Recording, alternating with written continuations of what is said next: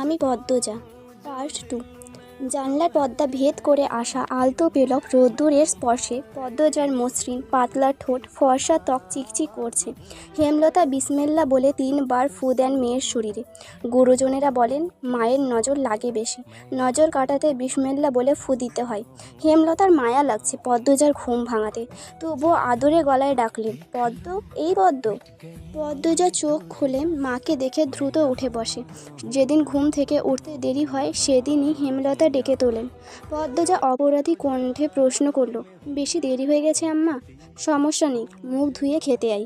পদ্মজা দ্রুত কলপাড়ে গিয়ে ব্রাশ করে মুখ ধৌত করে। হেমলতা শিক্ষকের মেয়ে, তাই তার মধ্যে নিয়ম নীতির প্রভাব বেশি। মেয়েদের শক্তপোক্ত নিয়মে রেখে বড় করেছেন। পদ্মজা রান্নাঘরে ঢুকে দেখল প্লেটে খাবার সাজানো। সে মৃদু হেসে প্লেট নিয়ে টেবিলে গিয়ে বসল। তখন হেমলতা আসেন। পদ্ম দ্রুত ওড়না দিয়ে মাথা ঢাকে। হেমলতার দেওয়া আর একটা নিয়ম, খাওয়ার সময় মাথা ঢেকে খেতে হবে। পদ্মজা নিশ্চুপ থেকে শান্ত ভঙ্গিতে খেতে থাকলো। হেমলতা মেয়েকে সহজ কণ্ঠে বললেন, তাড়াহুড়ো করছিস কেন? মুখ ধুতে গিয়ে চুল ভিজিয়ে এসেছিস, খেয়ে রোদে বসে চুলটা শুকিয়ে নিবি। আচ্ছা আম্মা। আম্মা, পূর্ণা প্রেমা আসে নাই? পূর্ণা এসেছে, স্কুলে গেছে, প্রেমা দুপুরে আসবো।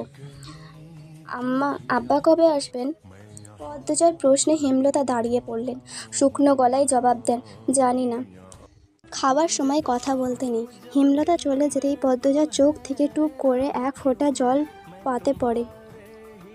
পদ্মজা দ্রুত হাতের উল্টো পাশ দিয়ে চোখের জল মুছে। পদ্মজার জীবনে জন্মদাতা আছে ঠিকই, কিন্তু জন্মদাতার আদর নেই। সে জানে না তার দোষটা কী, কেন নিজের বাবা না বাকি বোনদের আদর করলেও তাকে করে না। কথা অবধি বলেন না।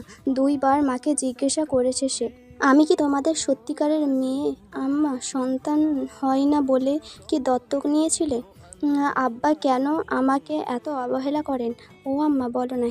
হেমলতা তখন নিশ্চুপ থাকেন। অনেকক্ষণ পর বলেন, তুই আমার গর্ভের সন্তান, আর তোর বাবারই মেয়ে।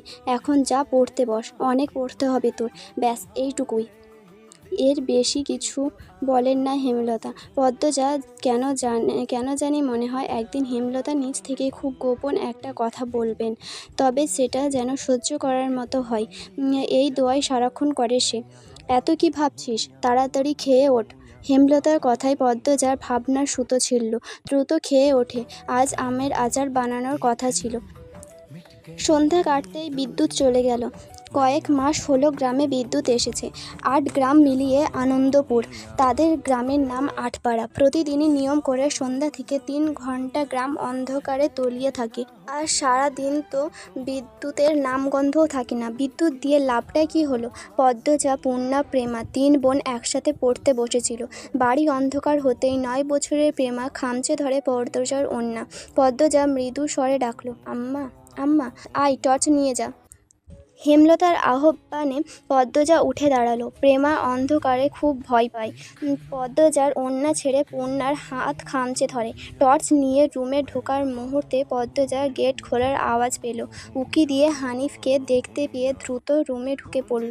হানিফ পদ্মজার সৎ মামা। বুবু, বাড়ি অন্ধকার কেন? বাতি টাতি জ্বালাও। হানিফের কণ্ঠ। হানিফ আসছিস? হেমলতার রুম থেকে বেরিয়ে বলেন, হাতে হারিকেন। হানিফ সব কটি দাঁত বের করে হাসল, বলল, আমি। আয় ভেতরে আয়। হানিফ বারান্দা পেরিয়ে বড় ঘরে ঢুকে বলল, তোমার ছেলে ঘোড়া কইতা? আছে, রুমে পড়ছে। এই অন্ধকারে পড়ে? হেমলতা কিছু বললেন না। হানিফ এই বাড়িতে আসলে কেমন জানি খুব অস্বস্তি হয়, অকারণেই। ওদের খাওয়ার সময় হয়েছে, তুইও খেয়ে নে। এখানে খাবো না তোমার ওই সরাইখানাতে যেতে হইব? কথাটাই রসিকতা ছিল। গ্রামের থেকেও হেমলতা খাওয়ার জন্য আলাদা রুম নির্বাচন করেছেন। সেটা হানিফের কাছে রসিকতাই বটে। হেমলতা প্রশ্নের জবাব সোজা সাপটা না দিয়ে বললেন, খেতে চাইলে খেতে আয়। পদ্মজা কিছুতেই খেতে আসলো না। কেমন জড়সড় হয়ে আছে। মনে হচ্ছে হানিফকে ভয় পাচ্ছে বা অবহেলা করছে। হানিফ 6 বছর সৌদিতে ছিল। 3 মাস হলো দেশে ফিরেছে। 3 মাসে যতবার হানিফ এই বাড়িতে পা রেখেছে ততবারই পদ্মজা অজুহাত দিয়ে দূরে দূরে থেকেছে। হেমলতার বিচক্ষণ মস্তিষ্ক মুহূর্তে ভেবে নিল অনেক কিছু। তাই জোর করলেন না। আজই এই লুকোচুরির ফায়সালা হবে। হানিফ পদ্মজাকে দেখার জন্য অনেক ছল চাতুরি করলো, কিছুতেই সুযোগ পেল না। বিদ্যুৎ আসার ঘণ্টা খানেক পর হানিফ চলে যায়। পূর্ণা প্রেমা রুমে ঢুকতেই পদ্মজা ঝাঁপিয়ে পড়ে।